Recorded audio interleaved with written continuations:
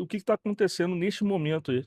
Se vocês me permitirem, eu acho que eu mato todos os questionamentos que eu acho que surgiram nesses últimos dias, e aí crio uma ordem para matar todos os assuntos de empréstimo negado, futebol, declaração do BAP. Eu acho que eu consigo matar tudo.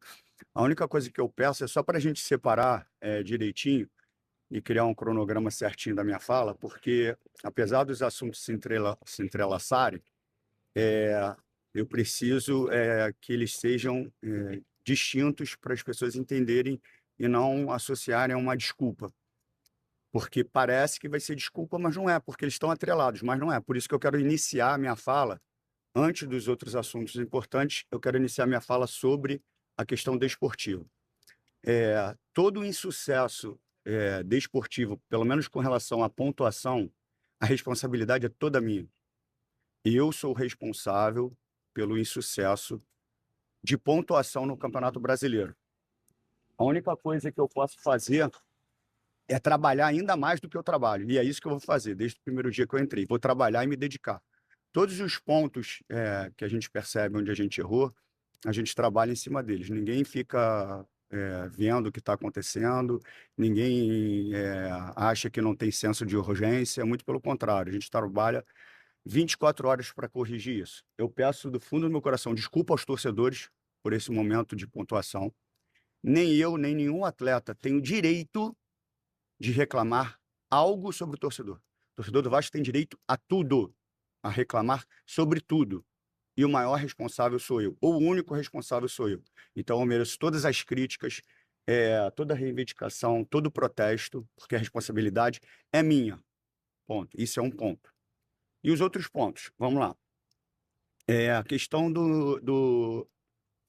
da recuperação judicial. A recuperação judicial, o princípio da recuperação judicial, é você honrar os compromissos com os credores. Isso é um ponto. Eu vou dar um exemplo para ser bem prático e didático. Se eu estou te devendo R$ 10.000 há 15 anos e nunca te paguei, aí eu te chamo para fazer um acordo e falo, posso te pagar em 10 vezes de R$ 1.000? Você aceita.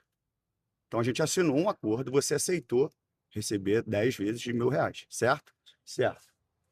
Eu estou honrando todos os compromissos e todas as parcelas com você. Se paralelo a isso, eu estou comprando um carro, comprando uma moto, mas eu não estou descumprindo com você, que irregularidade tem nisso? Essa analogia que eu quero fazer com relação a honrar os compromissos que eu tenho dentro da RJ e, ao mesmo tempo, fazer as contratações. Eu não posso fazer a contratação porque eu estou em recuperação judicial? Posso. Eu vivo de futebol. O que eu não poderia era contratar e deixar de pagar. E isso seria uma responsabilidade, nem posso fazer isso. Porque eu tenho um gatekeeper, eu tenho um watchdog, eu tenho um AJ, e todos eles estão avalizando e autorizando todo o procedimento. E aí o que me assusta, e eu peço encarecidamente à juíza que ela olhe com os bons olhos, tudo que está acontecendo com relação à instituição foi depois dos personagens que saíram do Vasco. Eu fui tirado da cadeira, a burocracia aumentou por um empréstimo, e esses empréstimos, como eu já falei, eu não tiro da minha cabeça. E esses empréstimos são pagos. Eu não pego o empréstimo e deixo pagar, ele está dentro de um cronograma e dentro do plano de recuperação judicial para eu pagar. O acordo entre o investidor, o futuro investidor, e a 777 está muito bem construído. E me surpreende muito a 777 Carioca pediu uma auditoria, uma empresa falida pediu auditoria. Mas se a 777 está fazendo um acordo com o investidor, está quase tudo certo. Quem está por trás da 777? Quem está por trás da 777? Inclusive, eu fui ameaçado de perder os meus bens. Fui ameaçado de perder os meus bens.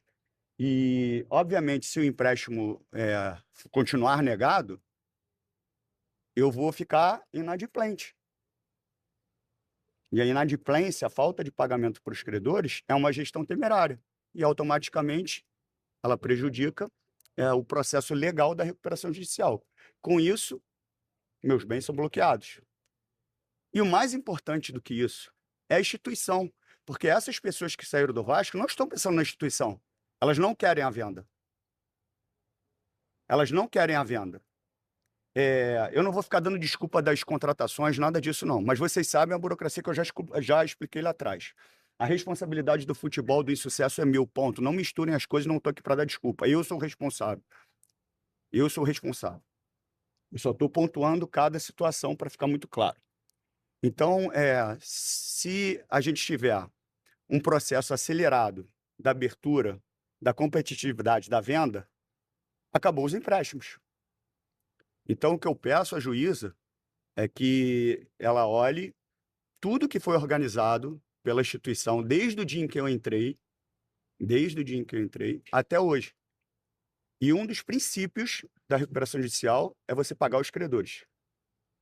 Então, eu peço que ela olhe com carinho para essa situação, primeiro para liberar o que a gente precisa ser liberado, que o dinheiro, os 150 milhões, não é só para contratação, é para pagar funcionário, é para pagar os credores, é para pagar os fornecedores e, consequentemente, também fazer as contratações. E isso estava dentro do plano da recuperação judicial. Ninguém inventou isso, que fique muito claro. E se, para a gente acabar com isso, que ela consiga abrir o mais rápido possível o processo de competitividade para a gente fazer a venda.